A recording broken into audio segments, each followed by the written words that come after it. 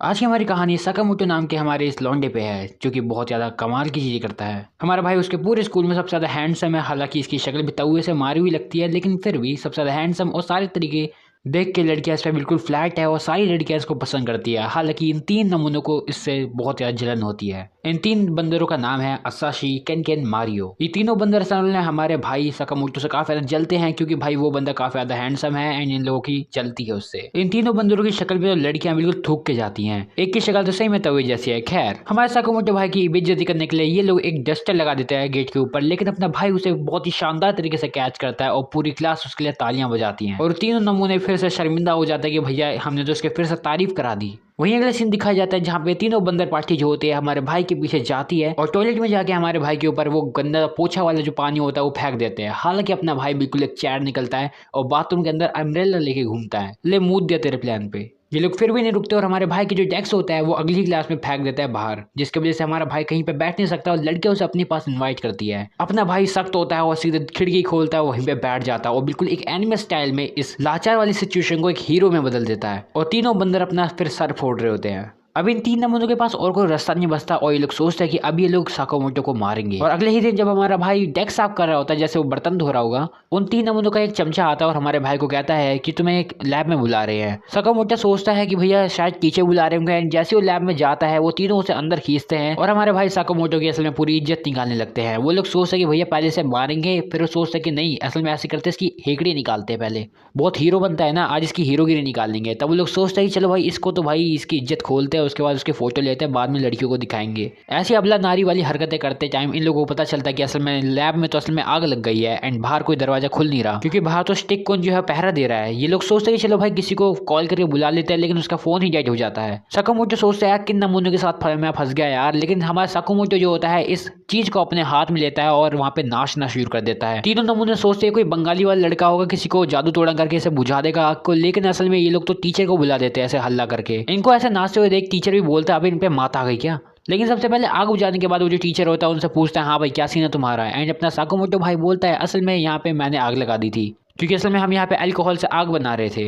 इतना कहने के बाद टीचर जो होता है उसे कहता तो है भाई ठीक है अच्छी बात है तुम अच्छे लड़के हो, लेकिन भाई ये हरकतें मत करो, और अपोलॉजी लेटर लिखने के लिए कहता है। हमारे बच्चे तो सब मान जाते हैं, लेकिन आज सही जो होता है अब उसको थोड़ा दिल में भाई के लिए प्यार सा आ जाता है और ये लोग अपनी डिफीट जो है वो मान लेते हैं कि भैया ये लोग साकामोटो से हार गए, और हर कोई जो होता है इस बात से एग्री करता है। और इसी के साथ इन तीनों नमूनों की हमारी भाई के साथ दोस्ती हो जाती है एंड ये लोग अब फिर से हमारे भाई को परेशान नहीं करने वाले। वहीं तभी सीन शिफ्ट होता है, हमें दिखाया जाता है हमारे साकामोटो को जो कि जा रहा होता है घर की तरफ, लेकिन रास्ते में उसे एक चिड़िया मिलती है जो कि इस तूफान के रास्ते में उससे आगे जा रही होती है एंड इन दोनों के बीच में ये कंपटीशन हो जाता है। हालांकि इस तूफान की कंपटीशन में आगे से काफी सारी चीजें आ रही होती है, दोनों एक दूसरे से बच रहे होते हैं इन चीजों से, लेकिन वो जो बड़ होती है उसे ये चीज लग जाती है एंड वो सीधे पानी की तरफ गिरने शुरू कर देती है। हालांकि साकामोटो उसे बचाने के लिए कूद जाता है पर चिड़िया आसमान में चली जाती है, लेकिन साकामोटो अपनी छतरी का यूज करके आसमान की तरफ जाता है और उस बर्ड को पकड़ लेता है। फिजिक्स की अम्मा बहन करने के बाद ये लोग इसे चिड़िया को बचा लेते हैं, एकदम से हमारे यहाँ पे बादल भी चले जाते हैं। वहीं अगले दिन हमें दिखाया जाता है कि असल में इनकी क्लास में शीरा नाम का एक लौंडा होता है जो कि अपने आप को थोड़ा ज्यादा ही महान बता रहा होता है। कह रहा है कि भाई मैं तो भाई फैशन वाला इंसान हूँ, तुम मेरे को मैगजीन में भी देख सकते हो, मैं तुम्हें फैशन टिप्स दे सकता हूँ। लेकिन लड़कियां उसके मुंह पे मुंह देती है और कहते निकल जाए यहाँ से। वहीं तभी एकदम से एक लड़की उनकी क्लास में आती है एंड वो उन्हें दिखाती है न्यूज़पेपर में न्यूज़, वही तूफान वाली, जिसमें असल में हमारे साकामोटो की असल में खबर होती है जहाँ पे वो आसमान में उड़ रहा होता है फिजिक्स के लोग की अम्मा बहन करने के बाद। लड़कियां हमारे भाई को और भी ज्यादा पसंद करने लगती है और शीरा के अंदर हमारे भाई के लिए नफरत आ जाती है। शीरा सोचता है अब तो उसका डाउनफॉल कराना पड़ेगा। इसी के साथ अगले दिन का हमें सीन दिखाया जाता है जहाँ पे असल में टीचर जो होता है क्लास ले रहा होता है, तभी अपना जैसी साकामोटो आता है क्लास में और बस अपनी चेयर पे बैठने ही वाला होता है। शीरा जो होता है उसकी चेयर हटा देता है, लेकिन अपना भाई गिरता नहीं है बल्कि एक इमेजिनरी चेयर पे बैठ जाता है और शीरा की प्लान पे मुंह देता है। वही हमें दिखाया जाता है कि शीरा जो होता है वो स्पोर्ट्स पीरियड में भी हमारे भाई से बदला लेने की कोशिश करता है, हालांकि वो कुछ नहीं कर पाता। इवन हर बार वो जितनी भी कोशिशें करता है वो सारी की सारी फेल हो जाती है और इन दी एंड हमारा भाई जो होता है यानी साकामोटो वो हमेशा कूल बनता है। शीरा काफी ज्यादा परेशान हो जाता है कि भैया ये क्या सीन हो रहा है उसके साथ, वो तो साकामोटो को हरा ही नहीं पा रहा है। शीरा बिल्कुल डिप्रेशन में जा चुका था, लेकिन तभी हमें देखने को मिलता है जब पूरी शांति से क्लास चल रही होती है वहां पे एक मधुमक्खी आ जाती है। मधुमक्खी को देखते ही लड़कियों के अंदर का जानवर जाग जाता है एंड वो सीधे जानवर की तरफ भागते हुए सीधे क्लास से निकल जाती है और लड़कों को अंदर बंद कर देती है। लड़कियों के जाते ही हमारे इस टीचर का भी BL वाला रूप बाहर आ जाता है, जहाँ पे वो सभी लड़कों को उनकी टी शर्ट निकालने के लिए कह देता है। सब लोगों की फटी हुई होती है, लेकिन हमारे भाई के ऊपर जैसी मधुमक्खी आके बैठती है, शीरा उस मधुमक्खी को मारने के लिए हमारे भाई के ऊपर हमला करता है। हालांकि हमारा भाई बच जाता है और शीरा के ऊपर ही वो बदल की मधुमक्खी आने लगती है। मधुमक्खी जैसी हमारे शीरा पे हमला कर रही होती है, हमारा भाई साकामोतो उसे बचाता है और अपनी स्पेशल जापानीज चॉपस्टिक वाली टेक्निक का यूज करके उसको बाहर फेंक देता है और भी ज्यादा कूल बन जाता है। वहीं अगला सीन दिखाया जाता है जहाँ पे अपना जो साकामोतो होता है वो जाता है एक ट्री पे, जहाँ पे वो एक बर्ड से मिलने जाता है, लेकिन वो बर्ड बाहर नहीं आती। साकामोतो बस अपने भाई उसके बारे में सोच ही रहा होता है, तभी उसे देखने को मिलता है उसकी क्लास का एक बंदा कीबोर्डो, जो कि असल में किसी को पैसे दे रहा होता है। साकामोतो जाता है और पूछता है कीबोर्डो से कि आगे क्या सीन है भाई तुम्हारा। कीबोर्डो हमारे साकामोतो भाई को बता देता है कि असल में बुलीज को वो पैसे दे रहा था और कुछ नहीं। कीबोर्डो बड़ा ही एटीट्यूड में सारी अपनी कहानी बताता है, लेकिन अपना साकामोतो कहता है ओ सो सैड, इतना क्या क्या निकल जाता है। कीबोर्डो सोचता है कि ये बंदा भी बस मजे लेने आया था और इसको कोई मदद नहीं करनी, लेकिन तभी अपना भाई कहता है चलो ठीक है इसे साथ में सॉल्व करते हैं। क्योंकि कीबोर्डो असल में हमारे साकामोतो भाई को ये बताता है कि असल में जितना भी पैसा उन बुलीज को वो दे रहा है वो सारा उसकी मॉम से वो मांगता है, वो भी फीस के नाम पे कि कभी मेरे को ये लेना है कभी वो लेना है। साकामोतो और कीबोर्डो दोनों एक ही साथ ज्वाइन कर लेते हैं मैकडॉनल्ड्स को। उनकी जो मैनेजर होती है वो हमारे भाई साकामोतो को लगाती है काउंटर वाली जगह पे, क्योंकि हमारे भाई की शक्ल थोड़ी सी तवे से अच्छी है तो ऑफ कोर्स वो उसे रख सकती है वहां पे, और अपने कीबोर्डो को वो जगह साफ करने के लिए पोछा पकड़ा देती है। कीबोर्डो तभी वहां पे खड़े खड़े ओवर थिंकिंग करना शुरू कर देता है, सोचता है कि आखिर मैं उन्हें पैसे क्यों देता हूँ, ये सब चीजें सोच रहा होता है। तभी पीछे से मैनेजर आती है और कहती है काम पे लग जा, लेकिन ये कीबोर्डो समझ गया था कि अब वो पैसे नहीं देने वाला है पुलिस को, क्योंकि वो उनके लिए क्यों कमाए। तभी हमें देखने को मिलता है कि असल में ऑर्डर्स कुछ ज्यादा ही आने शुरू हो चुके हैं, क्योंकि भाई लाइन पे अपना भाई है। सारी लड़कियां असल में हमारे भाई को देखने के लिए आ रही होती है। तभी हमारी जो मैनेजर होती है वो हमारे कीबोर्डो को बोलते हैं चल भाई फ्रेंच फ्राइज बना अब तू। और यहाँ पे अपना जो कीबोर्डो भाई होता है वो कहता है चलो ठीक है अब क्या ही कर सकते हैं। वो पहले कोशिश करता है, पहले नहीं बनते हैं फिर लेकिन बनना शुरू हो जाते हैं, काफी अच्छे बनते हैं और जैसे तैसे करके जितने भी ऑर्डर्स होते हैं वो सारे बन जाते हैं। और जो मैनेजर होती है दोनों को काफी अच्छी तरह से प्रेस करती है, दोनों को तारीफ करती है और साथ में ये भी कहती है कि कीबोर्डो काफी अच्छा बनाता है ये फ्रेंच फ्राइज। और उसके बाद वो मैनेजर उन्हें दे देती है परमानेंट जॉब इस जगह पे। और अपना भाई कीबोर्डो भी काफी ज्यादा खुश होता है और सोचता है कि चलो भाई एक काम करता हूँ, हेयर सैलून पे जाता हूँ, अपने पे सारा पैसा खर्च करूंगा। वही तभी हमें दिखाया जाता है अगले दिन का सीन, जहाँ पे हमारा भाई उन्हीं 3 नमूनों से मिलता है, जिनमें से अशी जो होता है वो हमारे भाई से पूछता है चलती है क्या 9 से 12 नहीं, वो बस अपना ऑर्डर प्लेस करता है और उससे बस एक स्माइल के लिए बोलता है।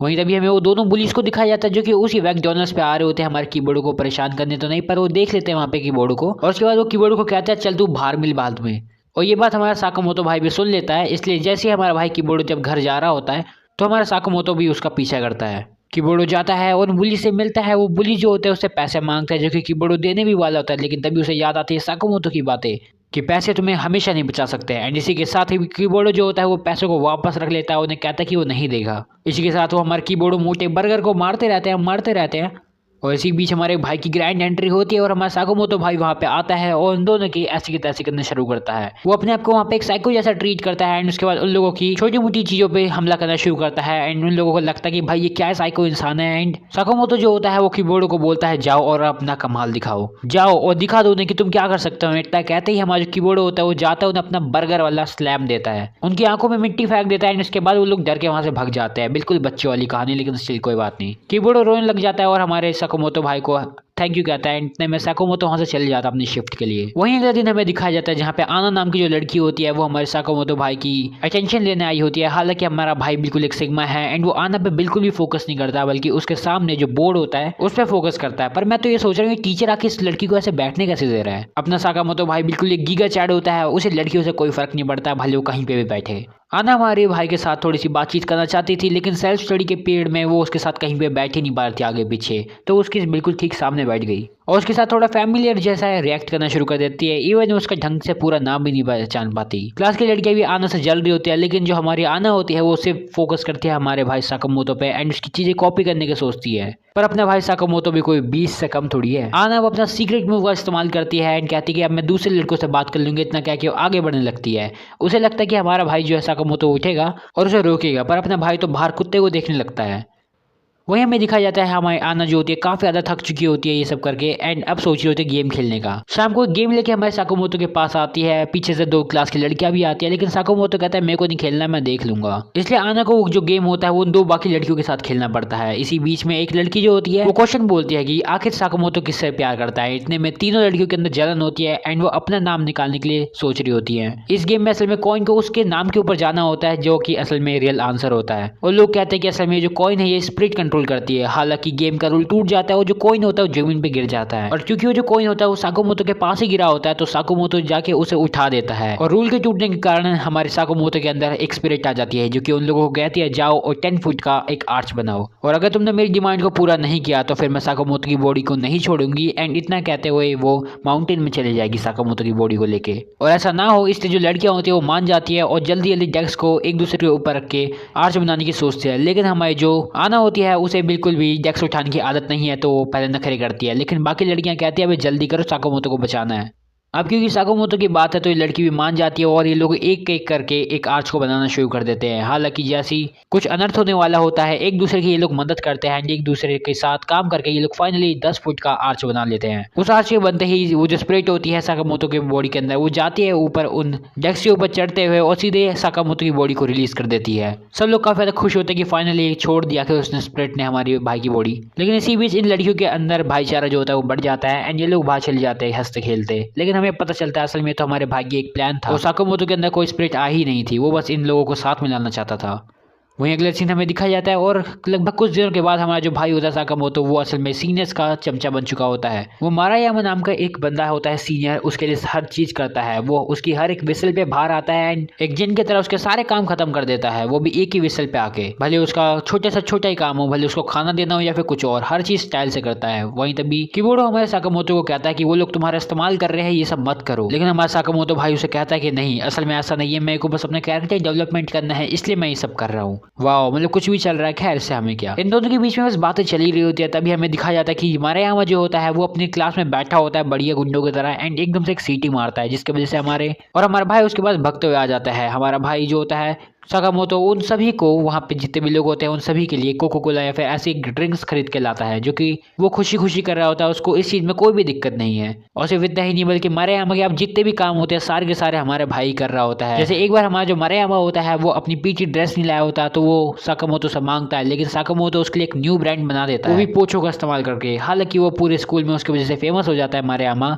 लेकिन मारायामा उससे और भी काम कराता है, भले वो मसाज हो या फिर उसकी मालिश करना हो या फिर उसकी क्लास अटेंड करना, नाखून काटना, ये सब चीजें। बाकी जो जूनियर्स होते हैं वो भी कह रहे होते हैं भाई तुम कुछ ज्यादा ही काम नहीं करा रहे उससे, ऐसे तो तुम उससे सारे काम कराते रहोगे और तुम आलसी बन जाओगे। मारायामा कहता है नहीं, असल में वो बस साकुमोतो की कैरेक्टर डेवलपमेंट में मदद कर रहा है। ऐसे ही एक दिन मारायामा के पास कुछ करने के लिए नहीं होता तो साकुमोतो को बुलाता है एंड वो कहता है कि प्लीज मेरे लिए जितनी भी चीजें हो सकती है उन सबको आसान करने की कोशिश करो। साकुमोतो उसकी बात को कुछ ज्यादा ही सीरियस ले लेता है और इसीलिए हर छोटी सी छोटी चीज, भले वो टॉयलेट पेपर लाना हो, जूते साफ करके गर्म करना हो या फिर बाकी सारे काम, जैसे कि कभी कभी तो कुछ ज्यादा ही सीरियस हो जाता है हमारा साकुमोतो और उस मोटू को अपने उस ट्रॉली में से कहता है कि मैं तुम्हें घर छोड़ दूंगा। मारायामा हमारे भाई साकुमोतो से बचते हुए जैसे तैसे करके पीटी वाले जिम वाले उस जगह पे चले जाता है। हालांकि उस पीटी रूम में भी हमारा जो साकुमोतो भाई होता है वो एक वहाँ पे बेड बना देता है ताकि हमारा भाई यानी मारायामा जो है वो आराम से जिए वहाँ पे। कोई नहीं भाई, तो स्कूल में सो जा, कोई दिक्कत नहीं है। मारायामा अब अपनी भीख मांग रहा होता है कि भैया प्लीज छोड़ दे मेरे को और नहीं करना है मेरे को, लेकिन साकुमोतो कहता है कि अभी तो मैं और भी ज्यादा मदद करूंगा। लेकिन हमारे मारायामा जो होता है अगले ही दिन से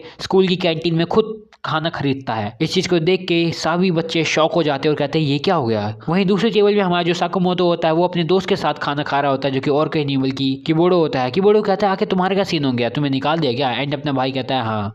वहीं तभी हमारा सीन शिफ्ट होता है, हम लोग को दिखाया जाता है हमारे भाई को यानी साकुमोतो को कीबोर्डो के घर पे उसे पढ़ाते हुए। अपना भाई कीबोर्डो को क्लासेस दे रहा होता है। तभी हमें पता चलता है कि कीबोर्डो की जो मॉम होती है वो आ रही होती है दोनों के लिए स्नैक्स लेके। लेकिन कीबोर्डो की मॉम के आते ही हमारा जो साकुमोतो होता है वो छुप जाता है हमारे कीबोर्डो के कहने पे। और साकुमोतो को उस कमरे में ना देख के कीबोर्डो की जो मॉम होती है वो कहती है कि कम से कम कभी तो कभी साकुमोतो को बुलाओ और अगर बुलाते हो तो मेरे को बताना जरूर। हमें पता चलता है कि असल में जो कीबोर्डो की मॉम है वो असल में साकुमोतो के प्यार में गिर चुकी हैं। ये बात है 2 हफ्ते पहले की, जब हमारे भाई साकुमोतो के हर टेस्ट में 100 आउट ऑफ 100 मार्क्स आए थे और हमारा कीबोर्डो था वो फेल हो गया था।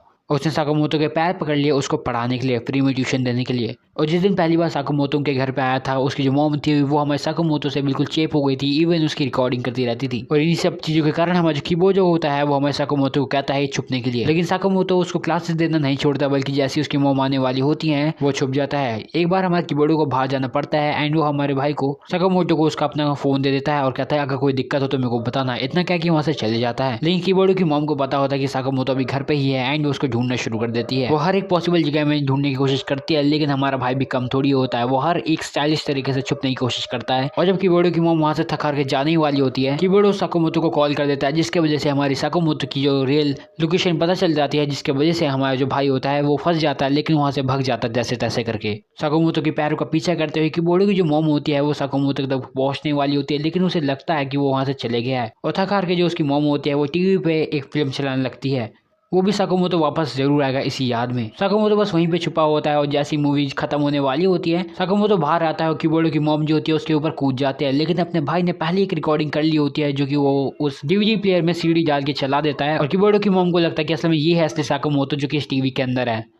क्योंकि साकामोटो जो था वो असल में टीवी के पीछे कूद गया था, और इस आंटी को लगता है कि असल में ये टीवी के अंदर आ चुका है। किबोडो की मॉम काफी ज्यादा रोने लगते हैं, एंड ये चीज किबोडो देखता है, एंड इसके बाद से कभी भी किबोडो की मॉम जो है वो हमारे भाई से उस दिन के बाद मिल नहीं पाई, क्योंकि उस दिन से हमारा साकामोटो जो भाई है वो हमारे किबोडो को उसकी लाइब्रेरी में ही पढ़ा रहा था। वहीं अगले दिन हमें दिखाया जाता है जहाँ पे हमारा जो स्कूल का टीचर होता है वो बस स्कूल का गेट का दरवाजा बस बंद ही करने वाला होता है, क्योंकि टाइम जस्ट होने ही वाला होता है, लेकिन तभी उसकी नजर पड़ती है कि भैया बस 1-2 मिनट रह रहे हैं गेट बंद करने को, एंड वो गेट बंद करने ही वाला होता है। हालांकि उसको नजर आता है कि सामने से साकामोटो आ रहा है, जो कि हमेशा लास्ट सेकंड में आता है, और टीचर के चूल्हे होती है क्योंकि उसे साकामोटो को डांटने का मौका नहीं मिला था कभी। हालांकि अपना साकामोटो बैम्बू लेके आ रहा होता है ताकि वो जल्द से जल्द ऊपर से कूद जाए गेट के और वो उसे रोक पाए, लेकिन पीटीआई जैसे ऐसे करना ही वाला होता है, तभी साकामोटो असल में बैम्बू को बाहर छोड़ के आराम से अंदर आ जाता है और कहता है ये तो बस मैंने से सजाने के लिए लेके आया था मैं। और इसी के साथ टीचर का जो होता है वो पोपट बन जाता है, और साकामोटो रॉक और टीचर शॉक। वहीं स्टाफ रूम में ये जो बंदा होता है ये सोच रहा होता है कि आखिर कैसे करके मतलब कैसे भी करके साकामोटो को बस डांटे भाई। इस बंदे को बस कोई रीजन चाहिए ताकि वो साकामोटो को डांट सके, इसलिए कई बार सोचता है कि भैया साकामोटो कोई ना कोई तो गलत हरकतें करेगा, लेकिन हमेशा वो सही हरकतें कर रहा होता है। जब भी टीचर को लगता था ये क्लास में मिसबिहेव कर रहा है, तभी पता चलता था कि असल में वो कुछ ना कुछ तो अच्छा काम ही कर रहा है। वो बंदा परेशान हो जाता है और सोचता कि भैया अब तो मैं इसे ऐसे ही डांट दूंगा, बस छोटी सी गलती करे क्लास में फिर डांटना शुरू कर दूंगा, कुछ भी कर रहा हो बस उल्टा सीधा बस। लेकिन जैसे उसे पता चलता है पूरी क्लास डिसिप्लिन में है, पर लेकिन आज जो साकामोटो है वो बिल्कुल ही डाइनिंग टेबल की तरह अपना खाना लेके आ रहा है, वो बस मुंह में खाने वाला ही होता है चावल को। टीचर बस इंतजार कर रहा होता है कि बस जैसे ही इसने चावल खाए मैं इसको डांटना शुरू कर दूंगा, और हमारा साकामोटो उस चावल को खा लेता है। साकामोटो के चावल को खाते ही टीचर उस पर चिल्ला पड़ता है, कहता है निकल जा बाहर यहाँ से। टीचर को तो बिल्कुल जन्नत जैसा फील हो रहा होगा, क्योंकि अपना भाई क्लास से बाहर चले जाता है थोड़े से चावल लेके। हालांकि टीचर को बहुत मजे आ रहे होते हो इस चीज को करके, और टीचर सोच रहा था कि भैया अभी मैं इसको जाके देख के आता हूँ कि ये इसी चीज के बारे में सोच रहे ना कि मैंने इसको कैसे बिहेव किया। लेकिन बाहर जाके उसे पता चलता है असल में वो जानबूझ के बाहर गया था ताकि वो इस चिड़िया को खिला पाए। अब इतनी प्यारी चीज देखने के बाद हमारा जो टीचर होता है उसको खुद पे शक होने लगता है कि भाई मैंने सही तो किया था ना। भले ही बंदा बाहर से खुश हो लेकिन अंदर से रो रहा होता है वो। वहीं तभी अगले दिन हमें दिखाया जाता है वो जो टीचर होता है काकुजो वो बाहर ही खड़ा होता है ताकि वो देख सके कि दोबारा आ रहा है बंदा। लेकिन इस बार ये जो टीचर होता है बिल्कुल गेट के सामने खड़ा हो जाता है, कहता है कि आजा भाई पहले तू ही आजा। लेकिन अपना जो भाई होता है उस टीचर के पैर को नीचे निकल जाता है और सीधे भाग जाता है। टीचर को गुस्सा आता है और कहता है सीधे क्लास में निकल जाइयो। वहीं तभी सीन फिर से शिफ्ट होता है, हम लोग को दिखाया जाता है आर्ट रूम का सीन, जहाँ पे जो टीचर होता है वो बोलता है कि तुम लोग अब पेयरिंग कर लो एंड एक दूसरे की शक्ल बनाओ। सभी लड़कियों के अंदर का चीता जाग जाता है, सीधे भगते हो जाते हैं हमारे साकामोटो के पास। लेकिन वो देखते हैं वहाँ पे कि आईना पहले से वहाँ पे बैठी हुई है, एंड साकामोटो ने उसका पेयर वाली रिक्वेस्ट एक्सेप्ट कर लिया है, एंड अभी एक दूसरे का स्केच बना रहे हैं। यहाँ पे ये सोचे होती कि भैया साकामोटो ने उसको इसलिए चुना क्योंकि वो सबसे ज्यादा खूबसूरत है, पर एज वी नो कि हमारा साकामोटो जो है वो एक चैड है, उसे लड़कियों से इतना फर्क पड़ता नहीं है। साकामोटो अपनी पिक्चर्स को दिखाता है उस लड़की को, एंड वो लड़की बिल्कुल शॉक हो जाती है क्योंकि वो बिल्कुल फल जैसा लग रहा था कुछ। उसको शॉक लग जाता है, वो सोचते कि क्या ये मेरे को ऐसा सोचता है, लेकिन हमें पता चलता है असल में एक एंजल की पिक्चर होती है, लेकिन ये लड़की ही गलत साइड से देख रही थी। एंड उसके बाद एना जो होती है काफी ज्यादा खुश हो जाती है, और सारी लड़कियां हमारे साकामोटो को बोलते हैं कि उसका स्केच बनाया। वही हमें पता चलता है कि असल में स्कूल में आग लग गई है, और जो काकुजो टीचर होता है इन लोगों का वो उन्हें सबको नीचे बुलाता है ग्राउंड में। अपना लोंडा जो होता है वो सभी को एक लाइन में लेके नीचे आ जाता है बिल्कुल स्कूल की डिसिप्लिन में रख के।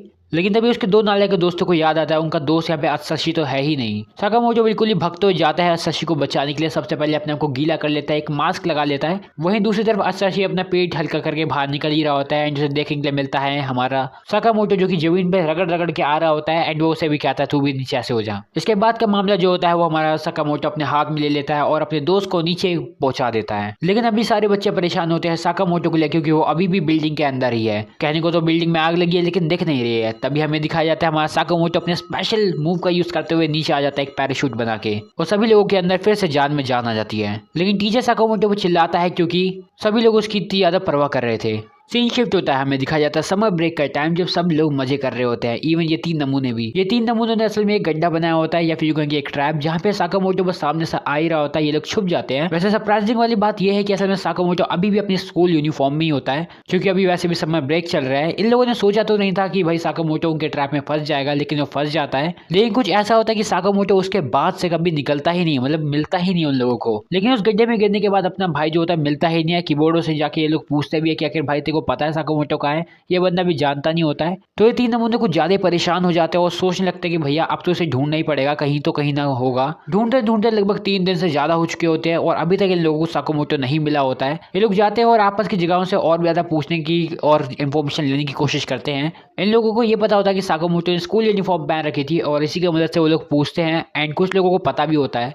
एक अंकल ने उसे 5 दिन पहले देखा था सीढ़ियों पे जाते हुए, हालांकि वो एक्सीलेटर लग रहा था। और एक आंटी ने भी असल में हमारे साकामोटो भाई को देखा था, लेकिन वॉलमार्ट के फ्री के आइटम टेस्ट करते हुए, वो भी सारे के सारे। और सिर्फ इतना ही नहीं बल्कि एक और लड़की ने हमारे साकामोटो भाई को देखा था, वो एक नदी के किनारे सर्कल बनाते हुए पत्थरों से। और ऐसे ही काफी सारे अजीब व गरीब कारनामे करते हुए हमारा भाई पकड़ा गया है पिछले कुछ दिनों में। हालांकि जितनी भी इंफॉर्मेशन होती है सारे काम नहीं आते हैं। इन दी एंड ये लोग तीनों के तीनों सुट्टा मारते हुए पकड़े जाते हैं। तीनों आराम से उसी पार्क में बैठ के आराम से सुट्टा फूक रहे होते हैं। तभी इन लोगों को देखने मिलता है एक बच्चा जो कि उसी ट्रैप में फंस जाता है। वो गड्ढा ज्यादा गहरा नहीं होता, वो बच्चा उठ जाता है और वापस चले जाता है घर। लेकिन जैसे वो लोग वहां पे जाके देखते हैं, वहां पे उन्हें 2 होल्स दिखते हैं। और पता नहीं क्यों लेकिन इन नालायकों की ऐसी थिंकिंग होती है कि भैया शायद वो जो साकामोटो है उसने शायद ये दूसरा वाला छेद बनाया है जो कि सीधे ब्राजील में जाके खुलता है। और ब्राजील में अपना भाई मस्त अपनी समर वेकेशन बिता रहा है। मतलब भाई लिटरली कुछ भी सोचे जा रहे हैं लोग। एंड इवन जो आज सही है वो तो उसके अंदर कूदने भी वाला था, कह रहा था भाई मेरे को जाना है। लेकिन हमें पता चलता है असल में अपना जो भाई होता है वो असल में लॉन्ड्री की दुकान पे होता है और अपने यूनिफॉर्म को नया नया कराने के बाद उसे पहन के वहां से निकल जाता है। और इसी के साथ अपना जो भाई होता है वहां से चले जाता है दोबारा। एंड उसे देखने के लिए मिलता है वही 3 नमूने जो कि असल में उसी गड्ढे में देख रहे होते हैं, जहाँ पे अत्सई जो होता है वो हमारे भाई साकामोटो को ढूंढ रहा होता है वहां नीचे, लेकिन उसे नहीं मिलता। और लिटरली बंदा रोने को हो रहा होता है कि भाई ये कहाँ गया साकामोटो। लेकिन तभी साकामोटो बाजू से आता है और कहता है हाँ भाई कुछ मदद करूं। और बताता है कि असल में उसने तो ये गड्ढा इसलिए खोदा था ताकि उसे, क्योंकि लग रहा था कि ये कोई हॉट स्प्रिंग वाला ये लोग कर रहे हैं काम। मतलब भाई अपना भाई लिटरली वहाँ पे हॉट स्प्रिंग ढूंढ रहा था। ऐसी के साथ उन लोगों का पोपट हो जाता है और अगला सीन दिखाया जाता है जहाँ पे असल में ये लोग स्कूल में सॉफ्ट बॉल खेल रहे होते हैं, जहाँ पे हमारे भाई को दूर तक बॉल फेंकनी होती है। साकामोटो को लड़कियों ने घेर रखा होता है और कीबोर्डो जो होता है काफी दूर खड़ा होता है क्योंकि उसे लगता है कि यहाँ तक तो बॉल आने नहीं वाली। लेकिन साकामोटो जैसी बॉल फेंकता सीधे हमारे मोटू कीबोर्डो की जाके मुंह पे लगती है बॉल एंड उसकी बर्गर की चटनी निकल जाती है। कीबोर्डो की नाक बिल्कुल खूनम खून हो रही होती है। हालांकि कीबोर्डो के नीचे गिरने से पहले उसको हमारे भाई साकामोटो ने पकड़ लिया, वो भी एक स्टाइल के मैनर से भाई कि भाई चेक कर ले बंदा कि ये जिंदा तो है कि नहीं है। लेकिन कीबोर्ड बिल्कुल ठीक होता है, हालांकि उसके नाक से खून बहना बंद ही नहीं हो रहा होता है। इसलिए अपना जो भाई साकामोटो जो होता है वो अपनी टी-शर्ट फाड़ देता है और उससे उसकी नाक ढक देता है। इवन लड़कियां तो इस पर पागल हो रही होती है। वहीं तभी सीन शिफ्ट होता है, हम लोग को दिखाया जाता है अगला दिन, जहाँ पे हमें एरन बॉयज को दिखाया जाता है जो कि कुछ फर्स्ट ईयर वालों का ग्रुप होता है जिसमें से हमारा मारायामा भी होता है। इस ग्रुप को तुम बोल सकते हो वही मारा मारी करने वाला ग्रुप। लेकिन इस ग्रुप में हमें एक नया बंदा देखने को मिलता है जिसका नाम होता है हाया अब्यूसा। ये लोग सामने देखते हैं जहाँ पे काफी सारी लड़कियां इंतजार कर रही होती है किसी का। एंड ये लोग सोचते हैं कि शायद कोई सेलिब्रिटी आएगा, लेकिन वहाँ पे हमारा साकामोटो आता है। और एक्चुअली सारी लड़कियां जो होती है वो हमारे भाई का ऑटोग्राफ लेना चाहती थी उनकी स्वेट शर्ट पे या ये जो भी होता है ट्रैक सूट। लेकिन इस चीज को देखने के बाद हमारा हायाबुसा जो होता है वो सोचता है कि भाई कौन है ये। लेकिन हमारा मारायामा जो होता है वो कहता है नहीं इससे पंगा मत लो, ये बहुत खतरनाक इंसान है। हायाबुसा इसके बारे में और भी ज्यादा जानना चाहता था, लेकिन वो उसके बारे में कुछ बताता ही नहीं है। तब हमारा हायाबुसा सोचता है कि शायद उसे ही कुछ पता लगाना पड़ेगा इस लड़के के बारे में, क्योंकि वो हमारे साकामोटो के बारे में काफी कुछ और जानना चाहता था कि आखिर कैसा इंसान है ये और आखिर इसकी टीम में क्यों मना कर रहे हो उसे भिड़ने के लिए। और इसी चीज को जानने के लिए हमारा जो हायाबुसा होता है वो चले जाता है हमारे साकामोटो की क्लास में।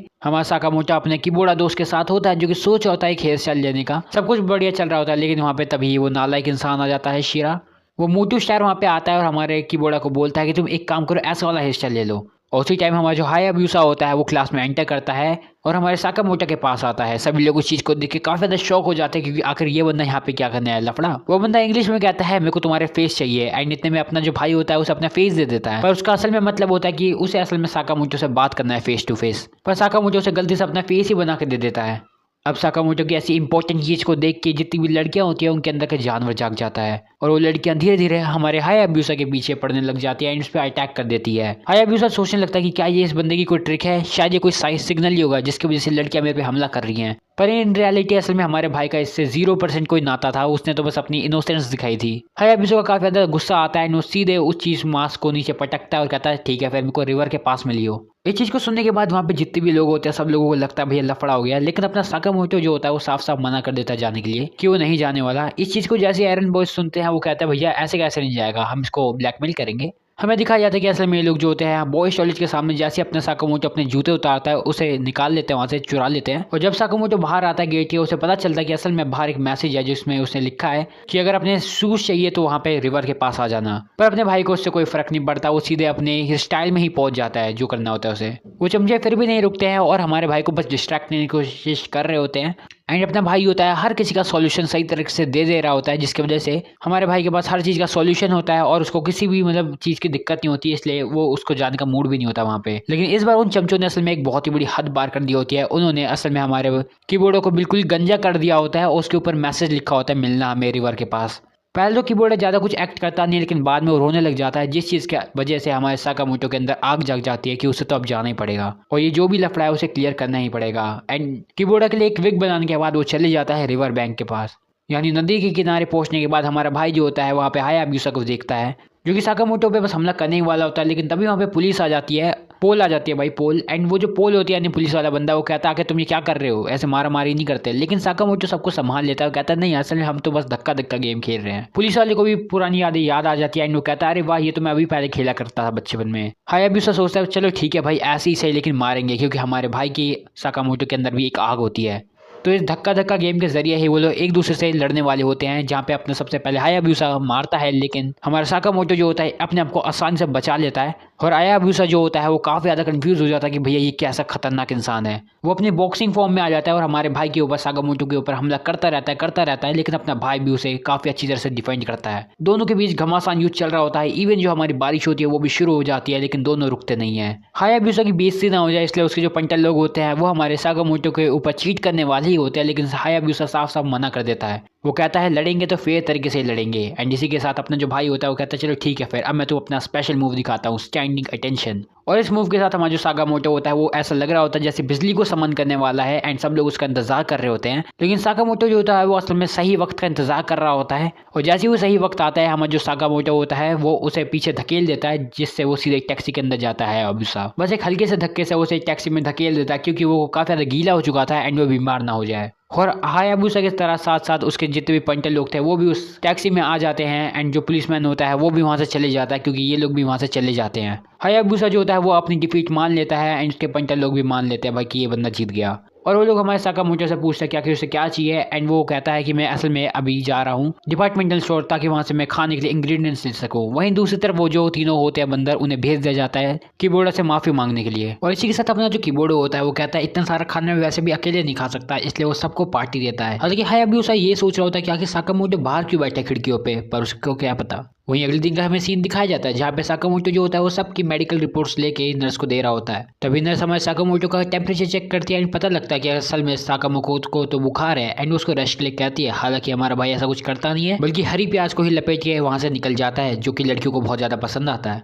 वहीं दूसरी तरफ हम लोग को दिखाया जाता है साकामोटो जब घर जा रहा होता है उस टाइम हमें 3 बच्चों को दिखाया जाता है जो कि पत्थरों से जैसे हम बचपन में फुटबॉल खेला करते थे वैसे खेल रहे होते थे। एंड इस चीज़ में साकामोटो की जो स्किल है वो काफ़ी ज़्यादा हाई है एंड बच्चे उससे देख के चिढ़ जाते हैं। वहीं तभी हमें अगले सीन दिखाया जाता है अगले दिन का। वो तीनों चारों बच्चे जो होते हैं वो हमारे साकामोटो को कॉपी कर रहे होते हैं जो कि उसी स्ट्रेट लाइन पे चल रहा होता है।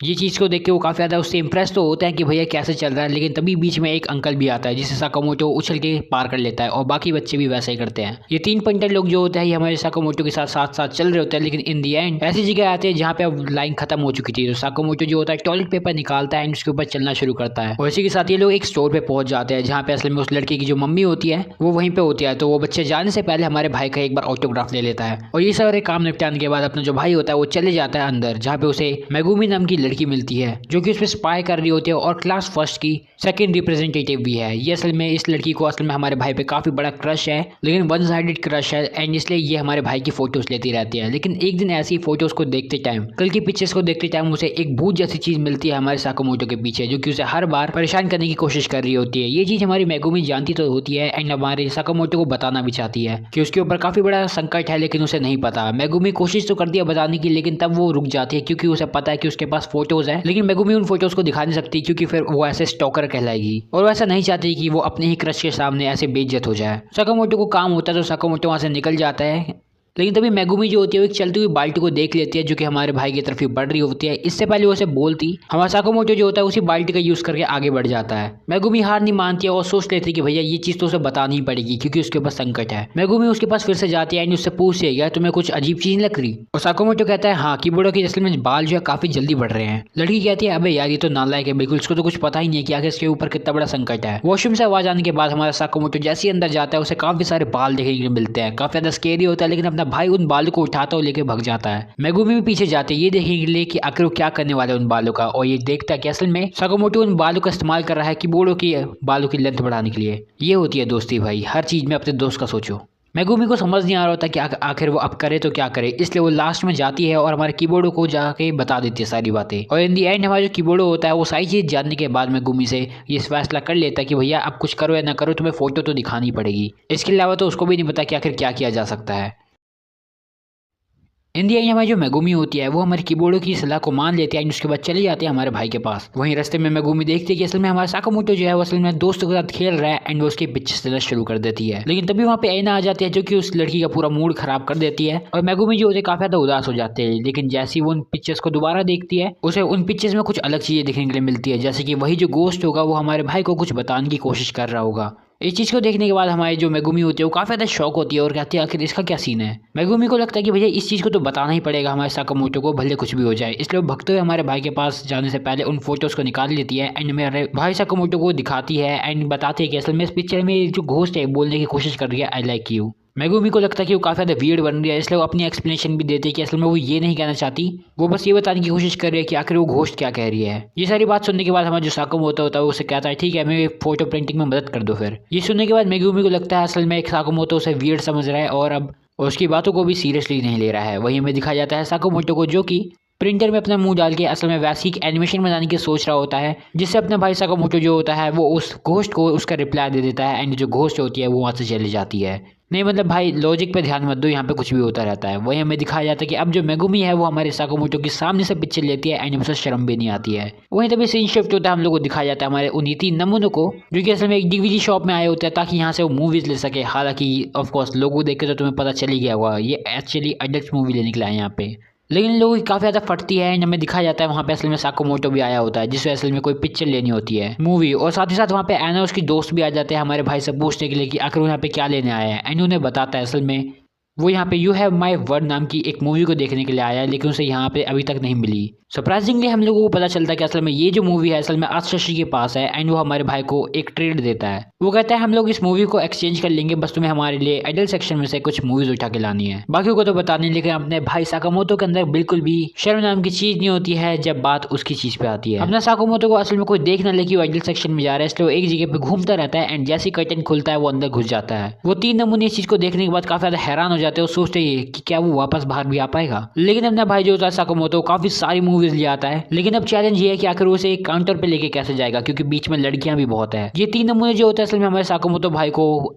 इन 3 लड़कियों से बचने के लिए मदद करते हैं। हालांकि अपना भाई जैसे तैसे करके इन तीनों से बच जाता है इन दी एंड इन शेल्फ की मदद से। एंड जैसे वो लास्ट में जाने ही वाला होता है काउंटर पे, वहाँ पे उसे मिल जाती है कीबोर्डो की मोम सामने। एंड इस चीज़ को देखने के बाद ये लोग बिल्कुल शॉक हो जाते हैं क्योंकि इस चीज़ के बारे में हमारे साकामोटो को नहीं पता है। एंड साकामोटो एकदम से वहाँ से पलट जाता है और रास्ता चेंज कर देता है, जिसकी वजह से ऐना और उसके जो बाकी दोस्त होता है वो हमारे साकामोटो के पास आ जाते हैं एंड पीछे से उससे पूछे होते हैं कि आखिर तुमने कौन कौन सी मूवीज ली। अपना भाई इन मूवीज को उन्हें दिखा नहीं सकता था, इसलिए अपना भाई इन मूवीज को सारी दोबारा शेल्फ में रखता है और दोबारा रोबोटिक जैसी हरकतें शुरू कर देता है जो कि लड़कियों को काफी ज्यादा पसंद आती है एंड लड़कियां भूल जाती है कि आखिर उसके हाथ में क्या मूवीज थी। फ्री का शो देखने के बाद लड़कियां आगे चली जाती है, अपना भाई दोबारा उन मूवीज को उठा लेता है और सीधे काउंटर के पास जैसे तैसे चले जाता है। हमारे जो तीनों लौंडे होते हैं काफी ज्यादा खुश हो जाते हैं क्योंकि अपना भाई जैसे तैसे काउंटर पे पहुंच गया। हालांकि काउंटर पे पहुंचते ही एक लड़के को हटा के एक वहां पे मोटा सा इंसान आ जाता है जो कि हमारे भाई से काफी सारे सवाल पूछना शुरू कर देता है। ये हमारे भाई से काफी ज्यादा सवाल पूछता है, लेकिन अपना जो भाई होता है इन दी एंड इस फाइनल बॉस से लड़ने के लिए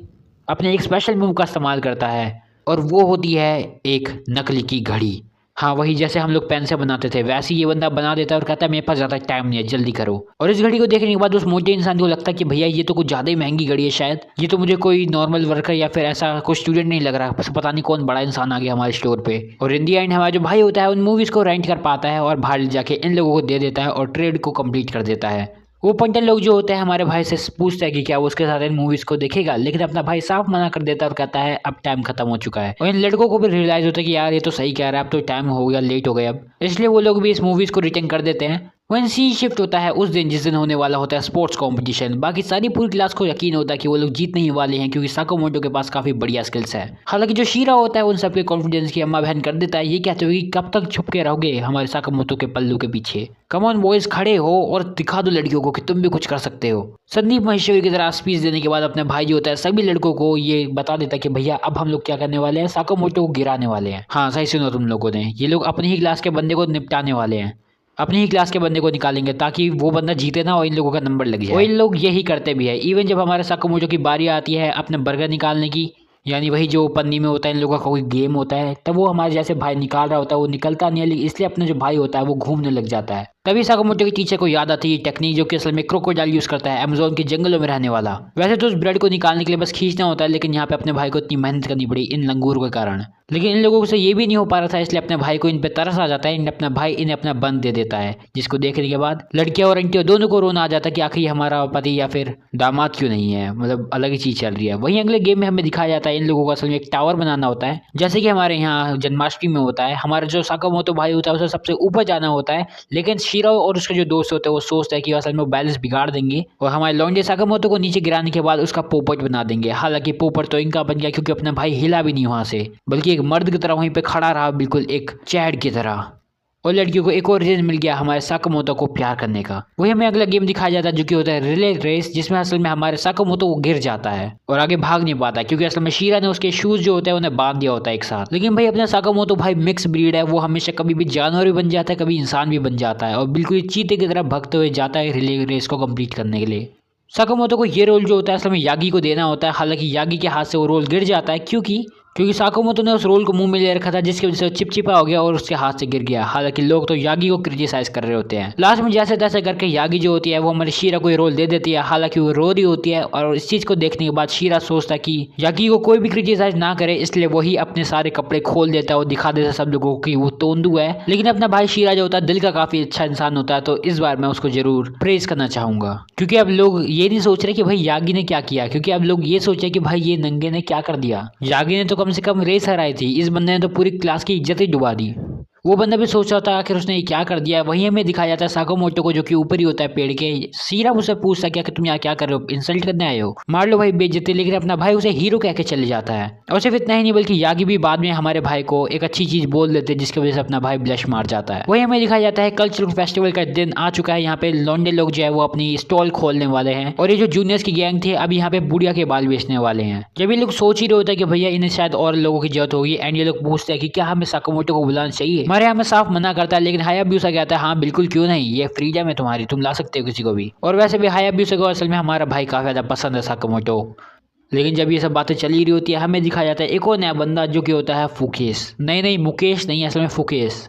ये बंदा काफी ताकतवर होता है जो कि हमारे हायाब्यूसा को जो होता है मशीन के पास नीचे गिरा देता है एंड उसकी नाक को फोड़ देता है। और हमारे जो बंदा होता है नया वाला ये कहता है कि आखिर भाई इसे भी जानना क्या कि साकामोटो किस चीज का नाम है। इन लोगों को तो अपना चल ही रहा होता है। हालांकि बात है हमारे साकामोटो की, तो आखिर वो कहाँ है। असल में उसकी जो पूरी क्लास है बिल्कुल ही निहायती लोगों की तरह बस बैठे हुए हैं, अपने बाल बना रहे लोग, शर्म आती नहीं है इन लोगों को। और जो लड़कियां होती है वो अपना मतलब क्योंकि उन्हें सजानी होती है अपनी पूरी क्लास, तो अपने मेहनत कर रही होती है। हालांकि इन लोगों से कुछ हो नहीं रहा होता, बलून लगा के इन लोगों को एलियन बनाना था लेकिन वो भी इनसे नहीं बन रहा होता है। एंड ये दो लड़के जो होते हैं काफ़ी ज़्यादा डिमोटिवेट करने वाले इंसान होते हैं जो कि असल में सारी जितनी भी तैयारी हुई होती है उन सबको बर्बाद कर रहे होते हैं। हालांकि कुछ हुई भी नहीं होती। पर तभी हमें जो मेगुमी होती है वो सबको कहती है यार तुम हिम्मत मत हारो, हम लोग कर लेंगे। और तब हमारा जो साकामोटो होता है हीरो हमारा, वो आता है बीच में और कहता है ठीक है अब मेरे को इस सारा मामला अपने हाथ में लेना पड़ेगा। वो सबसे पहले उस एलियन जैसी चीज को ठीक करने के लिए उस पर्दे से उसे ढक देता है ताकि वो एक येटी जैसा लगे। लेकिन इससे भी चीजें बस खत्म नहीं होगी क्योंकि अभी उन्हें और भी ज्यादा काम करना है, जैसे कि हीलियम वाले बलून। ये तो सीलिंग से नीचे आने नहीं वाले, इसलिए ये लोग जो होते हैं बाकी बची कुछ जो बैलून्स का इस्तेमाल करते हैं एंड कुछ ना कुछ चीजें बनाने की सोचते हैं। लेकिन अपना भाई साकामोटो जो होता है वो बाहर से एक झाड़ू वाला लाता है चीज एंड उससे सर्कल्स में बना देता है उन हीलियम वाले बलून को भी, जो कि काफी ज्यादा अच्छा लगता है उनकी क्लास में। और इन लोगों की पूरी क्लास से नालायक है, पता नहीं क्या क्या बनाती रहती है। इन लोगों ने लैम्प का पता नहीं क्या ही कर दिया। वो दो इंसान तो हंसी रहे होते हैं जो कि सही भी है और कहते हैं लड़कियों को कि तुमसे कुछ नहीं हो सकता, ना साकामोटो इसका कुछ कर सकता है। पर अपना भाई साकामोटो जो होता है वो उस चीज को यानी उस लैम्प को असल में एक एलियन यूएफओ जैसा बना देता है। पूरी क्लास बिल्कुल जोश में होती है और बलून से और चीजें बनाने शुरू कर देती है। एंड इसी चीज को देखने के बाद वो दोनों लड़के इस चीज को देखने के बाद काफी ज्यादा हंसने लगता है, लेकिन फिर वहां से चले जाते हैं क्योंकि वो क्लास में कुछ भी काम नहीं कर रहे होते हैं। लड़कियां उन्हें भगा देती है। ऐसे इंसल्ट होने के बाद दोनों जो नमूने होते हैं बाहर आ जाते हैं, जहाँ पे उन्हें फुकेस मिलता है और उन्हें कहता है कि देखो यार तुम्हारी इसमें कोई गलती नहीं थी, तुम बिल्कुल सही कर रहे थे, लेकिन अगर तुम्हारा मन नहीं है तो मत करो ना, क्या दिक्कत है। लेकिन अगर वो तुम पे ऐसा थोप रहे यानी उसमें उनकी गलती है। और यही मोटिवेशन देने के बाद जैसी लड़कियां जो अगले दिन जाती हैं अपने रूम को देखने की, अपने काम को खत्म करने के लिए, वहां वो देखते कि सारी चीजें बर्बाद हो चुकी हैं, उनकी सारी डेकोरेशन बर्बाद हो चुकी होती है। तभी वहाँ एक लड़की आता है जो कि साकामोटो का उन्हें एक पोस्टर दिखाती है जिसमें असल में लिखा होता है इस बंदे को ढूंढो और तुम्हें पैसा मिलेगा। ये पोस्टर पूरे स्कूल में फैला हुआ होता है एंड सब लड़के जो होते हैं इसको सोच होते हैं ये सच में रियल भी है कि नहीं है। लेकिन फुकेस वहाँ पे आता है और कहता है हाँ ये बिल्कुल रियल है क्योंकि असल में स्कूल कल्चरल फेस्टिवल का एक पार्ट है। साकामोटो जैसे ही देखता है तो असल में वही है एंड सब लोग उसको ढूंढने वाले हैं एंड इस चीज को सोचते साकामोटो वहाँ से भग जाता है एंड लोग उसके पीछे भगना शुरू कर देते हैं। वहीं दूसरी तरफ हमें क्लास का सीन दिखाया जाता है जहाँ पे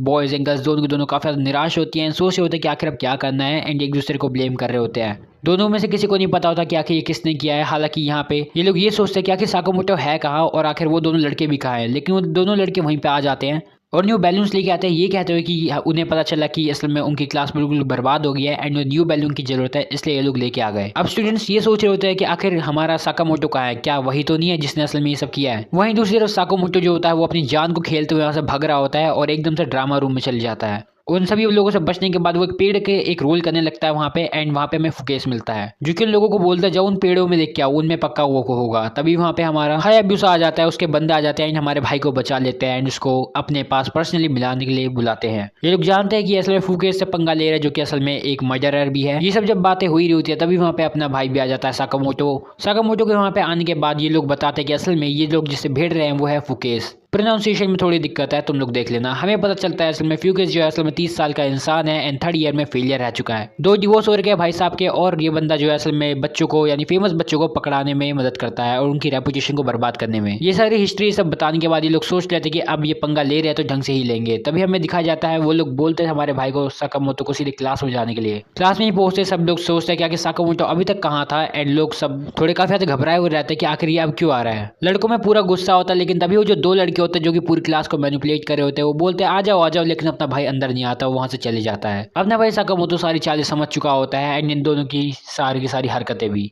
क्लासरूम में जब सारी डेकोरेशन चली रही होती है तभी बाहर से एक आवाज़ आती है जो कि बोलती है कि असल में मैं ही हूँ जिसने तुम्हारी पूरी क्लास को बर्बाद किया था, पूरी तुम्हारी सारी डेकोरेशन को बर्बाद किया। लड़के ये जान के काफी ज्यादा खुश होती है कि असल में कम से कम वो साकामोटो तो नहीं थे एंड अब हमें पता क्या कि कौन है। वो दोनों नालायक लड़के जो कि असल में पूरी क्लास को मैनिपुलेट करने के सोच रहे हैं वो उस अननोन बंदे से बात करते टाइम कुछ ऐसा रिवील कर देते हैं जिसके कारण पूरी क्लास को समझ आ जाता है कि असल में यहाँ पे इम्पोस्टर असल में और कोई नहीं बल्कि वही दोनों हैं। एंड इस चीज को जानने के बाद पूरी क्लास उन पर टूट पड़ते हुए कहते हैं कि सो तुम ही थे वो। इन लोग पहचान लेते हैं कि असल में ये लोग ही बहरूपी हैं एंड इम्पोस्टर्स हैं। इन दोनों का भांडा फूट चुका था तो ये लोग सोचते हैं कि भाई उस बंदे को भी नहीं बख्शेंगे एंड उस अननोन पर्सनैलिटी को रिवील कर देते हैं। और वो अननोन बंदा और कोई नहीं बल्कि हमारा भाई साकामोटो ही था, वो भी बस हीलियम की वॉइस से अपनी वॉइस को चेंज कर रखा था। इससे पहले पूरी क्लास इन लोगों का कुछ करती, ये लोग सीधे जाते हैं उन्हीं बलून्स को पकड़ के अपने हाथ में पिंस लेके कहते हैं हम इन बलून्स को दोबारा फोड़ देंगे और पूरी क्लास का डेकोरेशन फिर से खराब कर देंगे अगर तुमने हमें कुछ कर रहा।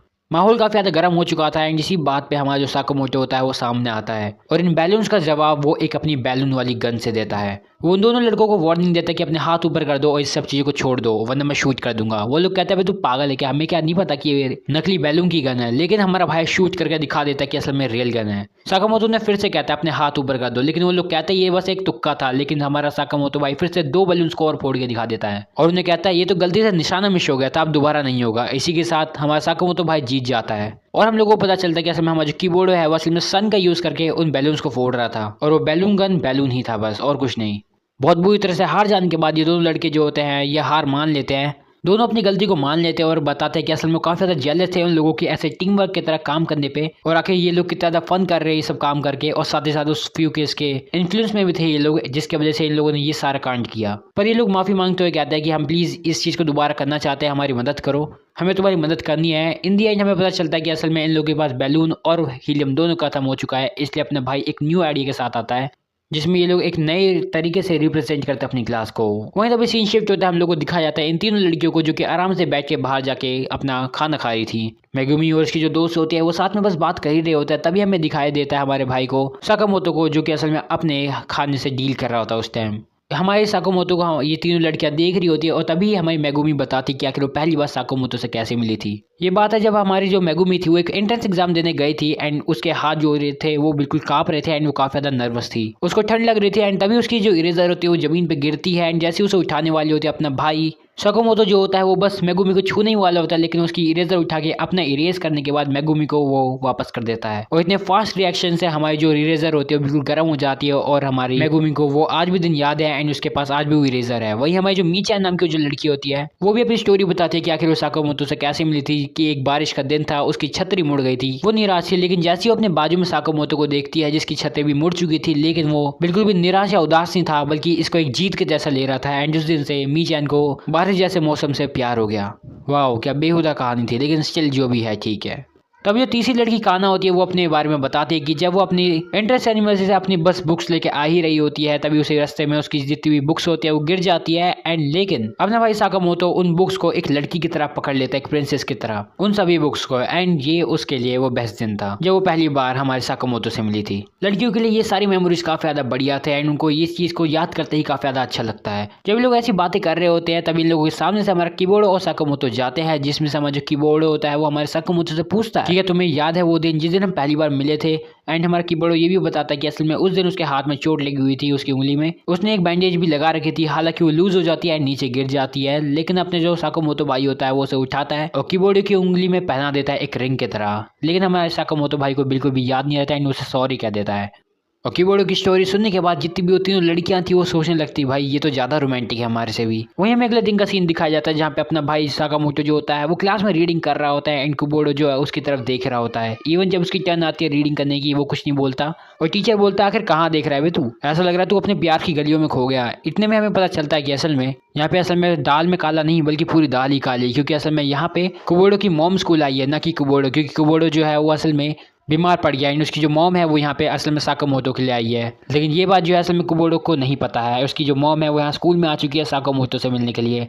हमें दिखाया जाता है अगली क्लास का सीन जहाँ पे असल में कुकिंग क्लास होनी होती है। अपना भाई जो होता है साकामोतो काफ़ी अच्छा खाना बनाता है, इवन जो लोग होते हैं काफ़ी ज़्यादा शौक होता है ये देख के कि कीबोर्ड को भी खाना बनाना आता है। और जो फेक कीबोर्ड होता है वो कहता है कि असल में उसने वो खाना अपनी मॉम से बनाना सीखा है। इवन जो हमारा भाई होता है वो भी उसकी काफ़ी ज़्यादा तारीफ करता है, लेकिन साकामोतो के उस सूप को टेस्ट करने के बाद वो वही जो कटोरी से होती है वो वापस दे देता है कीबोर्ड को। और कीबोर्ड जैसे वो रोमांटिक सीन करने ही वाला होता है तभी हम पे एना आती है एंड उस कटोरी को उठा लेती है और सभी लड़कियों के बीच में रेस लग जाती है कि आखिर साकामोतो के साथ कौन करेगा इंडेक्ट किस। हालांकि कीबोर्ड को भी काफी ज्यादा गुस्सा आता है एना पे, हालांकि वो उसकी मॉम है कीबोर्ड की, इसलिए तभी हमें दिखाया जाता है अब लड़कों का यहाँ पे असल में अपना सारा कपड़ा निकालना होता है, लेकिन हमारा कीबोर्ड बाहर निकल जाता है क्योंकि वो लड़की है ऑफ कोर्स, और वो हमारे साकामोतो भाई के एप्स नहीं देख पा रही थी। आंटी जी तो शर्मा गई। हमें दिखाया जाता है तभी बाहर जो बच्चे होते हैं वो भागने शुरू कर देते हैं, हालांकि कोई भी ढंग से भाग नहीं पा रहा होता ज़्यादा स्पीड में हमारे भाई साकामोतो को छोड़ के, जो कि एवोल्यूशन स्टेट में भाग रहा होता है। कि टीचर जो होता है वो इस चीज़ को देख के काफ़ी ज़्यादा खुश तो होता है, हालांकि वो हरकतें ज़्यादा कर रहा होता है, पर वो जब ये देखता है कि असल में कीबोर्ड भी पूरी जान लगा के अपना पूरा हंगा लगा के भाई को हमारे साकामोतो के पीछे भाग रहा है, और जैसे हमारे साकामोतो तक पहुंचने वाला होता है वो नीचे गिर जाता है मुंह के बल, और उनका जो शेल वाला नेकलेस होता है वो भी टूट जाता है। हालांकि उनका गिरना थोड़ा वर्थ रहता है क्योंकि अपना भाई साकामोतो आता है उन्हें उठाता है, लेकिन अभी साकामोतो को अपनी क्लासमेट से सुनने के लिए मिलता है कि असल में कीबोर्ड आज कुछ ज़्यादा अजीब हरकतें कर रहा है एंड उसे वो टूटा हुआ शेल भी दिखता है, जिससे वो काफ़ी ज़्यादा सस्पिशियस हरकतों को जस्टिफाई भी करने वाली चीज़ दिखती है उसे। तभी हमें क्लास का सीन दिखाया जाता है जहाँ पे असल में जितने भी बच्चे लोग होते हैं उनमें से जो दो नटखट नालायक लोग होते हैं वो जाते हैं हमारे कीबोर्ड के पास और कहते हैं चलो आओ तुम्हारी फिजिक्स देखेगी कैसी है, क्योंकि हमेशा फैटी लोगों के साथ ऐसा जरूर होता है और वही हो हमारे भाई के साथ भी होने वाला होता है, लेकिन अपना साकामोतो उसे बचा लेता है। कुबोडो की मॉम को लगता है कि भैया साकामोटो भी उसका बेटा जैसे ही है तो उसको ऐसी चीजें नहीं करनी चाहिए, एंड इसलिए वो अपने बेटे के पास वापस चली जाती हैं। वो हमें क्रिसमस पर दिखाया जाता है कि असल में दो लड़के जो होते हैं, रियो और कुहे नाम के, जो कि असल में अपने फ्रेंड्स का इंतजार कर रहे होते हैं लेकिन वो नहीं आते हैं, जिसकी वजह से वो बीच में देखते हैं हमारे साकामोटो को जो कि लोगों को गिन रहा होता है वहीं पे खड़े खड़े। वो लोग सोचते हैं भाई पार्टी के लिए काम करते हैं, इसी बंदे को उठा के लिए चलते हैं, एंड वो हमारे साकामोटो के पास जाके पूछते भी है कि आखिर तू क्या कर रहा है भाई, हमारे साथ चलेगा पार्टी पे। यहाँ पे असल में ये लोग असल में बात करते हैं और अपनी कम्युनिकेशन स्किल्स को बढ़ाते हैं, एंड इसलिए अपना जो भाई होता है साकामोटो वो भी उसके लिए हाँ कर देता है उनके साथ जाने के लिए। तभी सीन शिफ्ट होता है, हमें दिखाया जाता है पार्टी का सीन जहाँ पे असल में 3 लड़कियां और 3 लड़के होते हैं। उनमें से एक लड़की कहती है क्या फिर हम अपने आप को इंट्रोड्यूस करने से शुरू करें। सब लोगों के आधार कार्ड खुलते हैं और हम लोगों को पता चलता है इनमें से एक लड़की है मीकी नाम की, वही पर्पल वाली, एंड उसकी जो दोस्त है यानी कि यूई और यूकी, ये लोग भी कॉलेज से है। तभी हमें राव जो होता है अपने आप को इंट्रोड्यूस करता है, कुहे भी अपने आप को इंट्रोड्यूस करता है, साथ में साकामोटो भी। लड़कियां कहती है कि आखिर ये बंदे ने ऐसे स्कूल की यूनिफॉर्म क्यों पहन रखी है साकामोटो ने। और कुहे और जिसका जो दोस्त होता है वो बताता है कि असल में ये बस कॉस्प्ले कर रहा है, इसको कॉस्प्ले करना पसंद है इसलिए। हम लोगों को पता चलता है कि असल में जितनी भी लड़कियां हैं वो राव और कुहे में ज्यादा इंटरेस्टेड है, हमारे साकामोटो में कोई भी इंटरेस्टेड नहीं है। तभी ये लोग एक दूसरे से पूछते हैं कि आगे तुम लोग क्या करने वाले हो आगे। तभी राव जो होता है वो बताता है कि असल में वो आगे जाके एक बार खोलने वाला है, और तभी कुहे बताता है वो अपने पापा का काम संभालेगा। और जब साकामोटो की बारी आती है तो अब बताता है कि असल में वो नासा में काम करना चाहता है क्योंकि उनकी जो धरती है तबाह हो जाएगी और वो एक नया प्लेनेट ढूंढना चाहता है। एंड ये सारी बातें सुन के लड़कियां उस पर काफी ज्यादा इंटरेस्टेड हो जाती है, इन लड़कों पे काफी ज्यादा बुरी बीतती है। तभी ये लोग एक क्रोकोडाइल वाला एक गेम खेलने की सोचते हैं जहाँ पे ये लोग जो होते हैं इस हिप्पो वाली खिलौने में अपनी उंगली डालते हैं, एंड उसके बाद वो बंद हो जाएगा कि नहीं ये देखते हैं। पहले साकामोटो को नहीं पता था हम लोगों की तरह क्या चीज है, लेकिन वो बाद में अपनी जेंटलनेस और अपनी पावर को दिखा के हमारी लड़कियों को शॉक कर देता है और लड़के काफी ज्यादा परेशान हो जाते हैं हमारे साकामोटो से। रियो गाना गाने लगता है और लड़कियों को अपनी स्किल से इम्प्रेस करने की कोशिश करता है, लेकिन अपना भाई यानी चैड हमारा साकामोटो जो होता है अपने हाथ से ही एक अलग ही धुन निकालता है और बिल्कुल ही लड़कियों को एक ही बार में शॉक कर देता है, उसके बारे में और जानने के लिए मजबूर कर देता है। अपना भाई जो होता है इतनी प्यारी आवाज़ निकाल रहा होता है कि लड़कियां उस पर दीवानी हो चुकी होती है। और तभी हमारा जो रियो होता है वो सबके लिए ड्रिंक्स मंगवाता है, हालांकि आप हमारे भाई के लिए यानी साकामोटो के लिए बिल्कुल एक 100% कोक वाला फ्लेवर मंगवाता है क्योंकि उसके हमारे भाई साकामोटो से काफी ज्यादा जल रही है, एंड ऑफ कोर्स उसने इसलिए ऐसा किया है। लेकिन अपना भाई साकामोटो जो होता है उसको कोक पीने के बाद एक जर्मन गाना गाना शुरू कर देता है, और साकामोटो की आवाज सुनने के बाद लड़कियां बिल्कुल दीवानी हो चुकी होती है कि भैया ये इतना अच्छा जर्मन गाना गा रहा है, एंड भाई क्या ही गा रहा है। रियो को लगता है कि भैया ये लड़कियों को ज्यादा क्लासिकल म्यूजिक पसंद नहीं है तो शायद उन्हें अच्छा नहीं लगेगा, लेकिन अपना भाई जो होता है साकामोटो वो इतना परफेक्टली उस गाने को गाता है कि लड़कियों को भी मजा आने लग जाता है इस गाने में, एंड वो काफी ज्यादा इंप्रेस हो जाती हैं। जब मैं बात करता हूँ लड़कियों की तो सिर्फ लड़कियां ये 3 नहीं असल में बाहर की भी होती हैं। और जब इंपॉर्टेंट पार्ट आता है उस गाने का, जब हमारा भाई जो गाता है ना वो इतना अच्छा गाता है कि भैया लड़कियां दीवार तोड़ते हुए क्या दरवाजे तोड़ते हुए अंदर आ जाती हैं उनके कैरियोके के। लड़कियों की लाइन क्या भाई बारिश हो जाती है हमारे भाई पे, एंड अपने भाई को वहां से जाना पड़ता है क्योंकि वो रूल्स एंड रेगुलेशन नहीं तोड़ना चाहता। इसलिए हमारे जैसे ही भाई वहां से चले जाता सारी लड़कियां भी वहां से चली जाती है, इंक्लूडिंग वो तीनों भी। और रिया और कुए जो होता है वो अकेले पड़ जाते हैं उस कैरियोके में अकेले। अब पैसा भरो निकलो यहाँ से। वही हमें दिखाया जाता है अगला दिन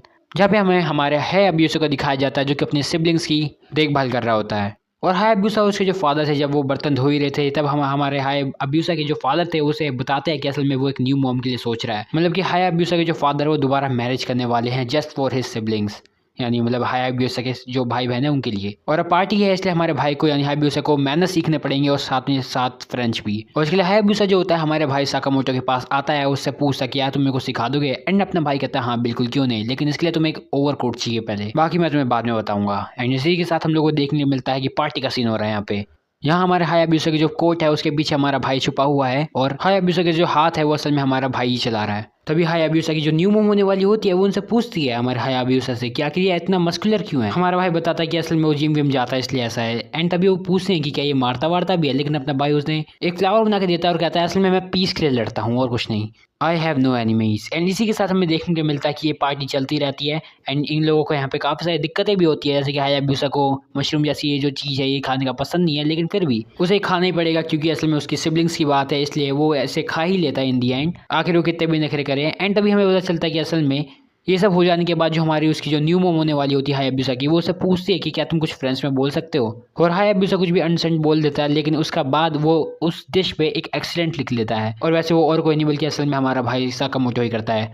इन दी एंड सब कुछ जैसा होना होता है वो ठीक ठाक हो जाता है, एंड हमारे हायाबुसा के जो फादर होते हैं वो उसकी न्यू मॉम के साथ चले जाते हैं। हायाबुसा और साकामोटो जो होता है वो खो चुके थे इस जगह पे क्योंकि वो यहाँ पे नहीं आए थे कभी, पर वो दोनों एक दूसरे से बात करते टाइम जा रहे थे आगे सीधे, भले उन्हें पता हो कि वो कहाँ जा रहे कहाँ नहीं जा रहे। तभी उन लोगों को देखने को मिलता है कि असल में कुछ लोग जो है असल में उसके फादर को, लेकिन यहाँ पे हमारे जो हायाबुसा है वो वहाँ पे जा नहीं सकता है, क्योंकि ऐसे फिर वो उसे मारने वाला बंदा समझेंगे। इसलिए हायाबुसा और हमारा साकामोटो जो होता है दोबारा बॉडी स्विच कर लेते हैं। जैसे हायाबुसा जो होता है वो हाथ संभाल लेता है, पैर संभाल लेता है, और साथ ही साथ अपना साकामोटो जो होता है वो चेहरे का रूप ले लेता है, जिसकी वजह से किसी को शक नहीं होता। और हमारा भाई जो होता है हायाबुसा वो सबको मारता है एंड उसके बाद सभी का सभी वहाँ पे खेल खत्म कर देता है। काफ़ी बुरी तरह से मारने के बाद अपने भाई जो होता है वो अपने डैड को बचा लेता है एंड उसकी न्यू मॉम को भी। हालांकि पता चलता है कि असल में हायाबुसा की जो न्यू मॉम होने वाली थी असल में वही ये सब गुंडों को बुला के लाई थी एंड उसके फादर को चीट कर रही थी। एंड ये सब जानने के बाद अपना भाई क्या ही करता है, एंड अपना भाई अंदर से टूट चुका था, लेकिन तब अपना जो भाई साकामोटो होता है उस पर हमला होता है पीछे से, लेकिन अपना जो हायाबुसा होता है उसको रोक लेता है। लेकिन अपना साकामोटो उस टाइम एक कहानी सुनाता है उन लोगों को कि एक लड़का हुआ करता था जो कि असल में अपने डैड के लिए कुछ भी कर जाता था, वो उनके लिए फ्रेंड्स सीखता था, मैनर सीखता था, ये सब करता था। ये स्टोरी सुनने के बाद काफ़ी सारे वहाँ पे लोग इमोशनल हो जाते हैं, लेकिन जैसे ही अपना भाई जो होता है अपने दोनों आर्म निकालता है, लोग समझते हैं भैया ये तो बेंटन है। हायाबुसा की जो फादर होता है वो बेहोश हो जाता है वहीं पे, क्योंकि इतने चार हाथ देखने के बाद कोई भी वैसे भी कंफ्यूज क्या भाई बेहोश हो जाएगा बंदा है। एंड इसी के साथ यहीं पे ये वाला भी एपिसोड खत्म होता है इन लोगों का। वहीं अगले दिन हमें दिखाया जाता है जहाँ पे साकामोटो के यहाँ पे असल में स्नो गिरी होती है एंड पहली बार अपना साकामोटो इस स्नो को देख रहा होता है एंड इसके लिए काफी ज्यादा एक्साइटेड भी होता है। कीबोर्डो सोचता है भाई मैं पहली बार इस बंदे को और अच्छी तरह से जान रहा हूँ, हालांकि हम लोग इतने करीब नहीं है लेकिन स्टिल हम लोग एक दूसरे को अब जानने की कोशिश कर रहे हैं। और कीबोर्डो असल में हमारे भाई को और भी अच्छी तरह से जानना चाहता है। पर जब ये लोग ऐसी बातें करते करते रास्ते में जा ही रहे होते हैं, इन लोगों को देखने मिलते हैं वही 3 नमूने जो कि असल में बर्फ से खेल रहे थे एंड उनमें से आसाशी जो होता है वो असल में ऐसे स्नो से चीजें बनाने में काफी ज्यादा माहिर होता है। हमारा साकामोटो जो होता है हमारे आसाशी के पास आता है और कहता है भाई मेरे को भी सिखाओ ये कैसे करते हैं। आसाशी जानता है कि असल में ये पहली बार स्नो को देख रहा है। आसाशी हमारे भाई को सिखाने के लिए मान जाता है और कहता है कि पहले अपने आप को छोड़ दो एंड एक बार धरती पे गिर के तो देखो कैसा फील होता है। साकामोटो उसका रीजन पूछता है, लेकिन आसाशी कहता है इसका कोई रीजन नहीं है, बस लेट जाओ भाई एंड एंजॉय करो। और जैसा आसाशी कहता है वैसे हमारा भाई साकामोटो भी करता है एंड एकदम से जैसे ही गिरता है वो एकदम ह्यूमन डायग्राम जैसा हमें कुछ चीज देखने के लिए मिलती है। लोग चौंक जाते हैं और कहते हैं भाई एक मिनट रुक जाओ, ये तो देखा देखा लग रहा है, क्यों ये बंदा यहाँ पे कोई पिक्चर बनाने आया क्या? ये मतलब ये तो हमें मेडिकल स्टूडेंट में जो वो आसनों वाली जो पिक्चर होती है वो लग रही है भाई। लेकिन इस टाइम हमें जो असही होता है वो सोच रहा होता है कि भैया ये बंदे ने असल में मेरी स्पॉटलाइट छीन ली। वहीं तभी बाद में हमारा जो असही होता है वो उसे सिखाता है कि आखिर स्नोमैन कैसे बनाते हैं। दोनों स्नोमैन बनाते हैं, असही का थोड़ा छोटा होता है, लेकिन अपना भाई साकामोटो जो होता है वो एक 10 फुट लंबा एक स्नोमैन बनाता है जो कि बहुत ज्यादा कैड़ा लग रहा होता है। वो स्नोमैन नहीं असल में जेंटलमैन लग रहा होता है। और इस चीज को देखने के बाद सारी स्पॉटलाइट चली जाती है हमारे भाई साकामोटो के पास और तभी आसाशी के अंदर जलन आती है एंड तभी वहाँ पे फूकेस आता है एंड उसे कहता है कि क्या तुम्हें भी ऐसा लगता है कि क्या वो तुम्हारे साथ गलत कर रहा है, वो तुम्हारी बस स्पॉटलाइट छीन रहा है, तो जाओ उसे चैलेंज करो। और भाई साहब ये जो फूकेस जो है ना भाई ये सबको भड़काता रहता है एंड हमारे आसाशी को भी भड़का देता है एक डुओ करने के लिए। वो जैसे होता है ना लेडी बग में कि भैया तू जा अकुमा एंड वो बंदे को पावर दे देता है एंड उसके बाद वो हीरो से लड़ते हैं, वैसे यहाँ पे सीन होता है। हमारा जो आसाशी होता है वो हमारे भाई साकामोटो को चैलेंज करता है एक स्नो बॉल के कॉम्पिटिशन में। आसाशी जो होता है इस गेम में अपने आप को सुपीरियर दिखाना चाहता था, इसलिए वो हमारे भाई को चैलेंज करता है। लेकिन अपना भाई जो होता है साकामोटो वो बिल्कुल एक मशीन गन की तरह भाई सारे स्नोबॉल जो होते हैं हमारे आसाशी की तरफ फेंकता है। हमारा जो आसाशी होता है वो इंतजार करता है कि कभी इस बंदे के स्नोबॉल खत्म होंगे, पर उसके भाई वो ज़्यादा देर रुक नहीं पाता क्योंकि उसको काफ़ी ठंड लग रही होती है। तभी साकामोटो जो होता है उसकी तरफ अपना एक स्नोबॉल फेंकता है एंड आसाशी को लगता है कि भैया ये कोई बॉम्ब है, इसलिए वो बिना कुछ सोचे बस सीधे रश कर देता है हमारे साकामोटो की तरफ। हालांकि वो इन दी एंड ढेर हो जाता है हमारे साकामोटो की तरफ से। और बाद में आसाशी को पता चलता है कि असल में वो जो स्नोबॉल थी उसमें एक गर्म करने वाली जो स्पेशल चीज़ आती है वो थी उसमें, जो कि आसाशी के लिए थी स्पेशली। एंड इस बार हमारा जो आसाशी होता है वो ये चीज़ देख के काफ़ी ज़्यादा हैरान हो जाता है। इसी के साथ आसाशी जो होता है वो हार मान लेता है। वहीं अगले दिन हम लोगों को दिखाया जाता है हमारा जो साकामोटो होता है वो अपनी चिड़िया वाली दोस्तों के लिए एक घर बना रहा होता है, लेकिन बिना हमारे भाई साकामोटो के बारे में बात किए लड़कियों का खाना कहाँ बचता है। वहीं क्लास में सभी लोग फोटोज को देख रहे होते हैं जो उनके पास होती है, उनमें से काफ़ी तो मेगुमी ने दी होती है, वेल देख तो हमारे साकामोटो को ही रहे होते हैं। तभी वहाँ पे एक लड़की होती है उसके पास एक बहुत ही बढ़िया वाली फोटो होती है जिसको देखने के बाद बाकी लड़कियां बिल्कुल भूखी हो जाती है और कहते हैं कि हमें भी चाहिए इसकी एक और कॉपी। और तब सबके सब हमारे भाई साकामोटो की अलग से अलग ऊटपटांग हरकतों वाली फोटोज दिखाना शुरू कर देती है और लड़कियां उस पर पागल हो रही होती है। और वहीं दूसरी तरफ अपना आसाशी जो कि असल में सिग्मा मेल बनने की कोशिश कर रहा होता है और पता नहीं उसे क्यों लेकिन साकामोटो के नाम सुनते ही उसको थोड़ा अजीब सा होने लगता है, इसलिए अपने आसाशी जो होता है वो एक मीटिंग को भी कैंसिल कर देता है उनकी गैंग वॉर वाली। वहीं हमें गैंग की मीटिंग होती हुई दिखाई जाती है जहाँ पे हमारा फ्यूक्विज जो होता है बता रहा होता है सबको कि अब वो क्लास को रिपीट करने वाला है क्योंकि वो बहुत ज़्यादा एब्सेंट रहा है पूरे साल भर और इसी वजह से वो ग्रेजुएट नहीं हो पाएगा। लेकिन हमारे हायाबुसा को लगता है कि असल में फ्यूक्विज जो है वो असल में किसी को ढूंढने की कोशिश कर रहा है, कुछ चीज़ वो ढूंढ रहा है। और इन्हीं बातों के बीच हायाबुसा पूछता है हमारे पेंटर लोगों से कि आखिर आसाशी कहाँ है, वो एब्सेंट कहाँ पे हो गया। वहीं जब ये सब चीज़ें हो ही रही होती है, वहीं दूसरी तरफ जब क्लास में हमारी जो लड़कियां होती है वो हमें मेगुमी से मांग रही होती है फोटोज़ हमारे साकुमोटो की, और तब मेगुमी जो होता है उन्हें वो बीच वाली कहानियां याद दिलाता है और वहाँ पे उनकी फोटोज़ दिखाता है। वहाँ पे काफ़ी सारे लोगों की, लड़कों की, लड़कियों की फोटोज़ थी, लेकिन वहाँ पे इस मोटू को कोई पहचान नहीं पा रहा था कि ये भाई लड़का है कि लड़की है। लड़कों को लगा भाई क्या फोटो वोटो देख रहे हैं, इसमें कुछ थोड़ी रखा है, लेकिन तभी एक फोटो की लड़की की निकलती है और सारे लड़के एक तरफ आ जाते हैं। तभी इनसे लड़कियों को आइडिया आता है कि क्या पता साकुमोटो की भी कुछ फोटोज है जिसमें वो स्विमिंग सूट में हो, लेकिन मेगुमी मना कर देता है, कहता है कि नहीं उसके पास ऐसी कोई फोटो नहीं है। लेकिन तभी एक लड़की के पास एक फोटो निकलती है जिसके पीछे साकुमोटो खड़ा होता है, एंड इस चीज को देखने के बाद सारी लड़कियां बिल्कुल पागल हो जाती है और कहती है इसकी 1000 कॉपियां कर दो मेरे लिए। वहीं जब ये फोटोज का किस्सा चल ही रहा होता है, असाशी जो होता है वो क्लासरूम से वहां से चुपचाप से निकल जाता है और तब हमें बाद में पता चलता है कि असल में असाशी जो था वो असल में साकुमोटो की कॉपी करने की कोशिश कर रहा था, लेकिन उसके दोस्तों ने उसे ऐसा करने से रोक दिया क्योंकि वो वरना मर उड़ जाता, उसका कुछ भरोसा नहीं है। फ्यूकेस आता है हमारे असाशी के पास और उसे बोलता है कि चलो दोनों मिलकर साकुमोटो को मजा चखाते हैं और उसको बिल्कुल खत्म कर देते हैं, और इस बात पे हमारा असाशी एग्री कर देता है।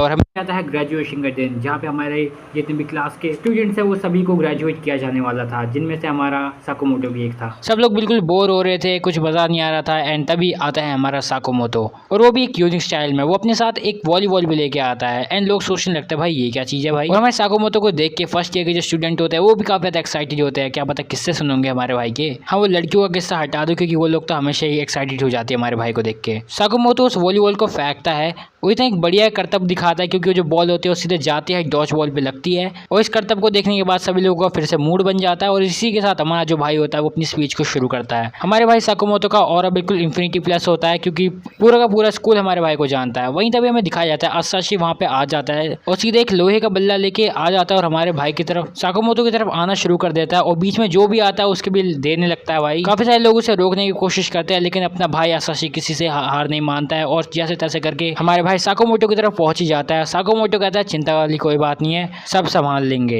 एंड इसी के साथ हमें दिखाया जाता है वहाँ पे हमारा फ्यूकेस भी आता है, बाकी लोगों को रोक लेता है, जो लोग इस लड़ाई को रोकने की कोशिश कर रहे होते हैं। लेकिन असाशी और साकुमोटो के बीच की जो लड़ाई होती है इसमें हमारा साकुमोटो आराम से जीत रहा होता है। साकुमोटो तो बस अपना एक बल्ला लेके बस घूमे जा रहा होता है और भागे जा रहा होता है, और उसे जैसे ही हमारा भाई साकुमोटो बिल्कुल एक फर्स्ट फ्लोर पे दिखता है वो सीधे वहाँ उसकी तरफ भागते हुए जाता है एंड वहीं से गिरने शुरू कर देता है। इससे पहले असाशी नीचे गिरता है, हमारा भाई साकुमोटो उसका हाथ पकड़ लेता है, लेकिन असाशी साकुमोटो के हाथ पे बिल्कुल बल्ला मारता है, कहता है छोड़ दे मेरे को, छोड़ दे, नहीं चाहिए मेरे को तुम्हारी रहमगिरी, आखिर क्यों कर रहे हो तुम मेरी परवाह, जान दो, मरने दो मेरे को। मेगुमी इस चीज को रोकने की कोशिश करती है और आने की मदद करने की कोशिश करती है, लेकिन वो मोटू रोक लेता है, और दूसरी तरफ हमारे साकुमोटो और असाशी के बीच में बीएल रोमांस शुरू हो जाता है।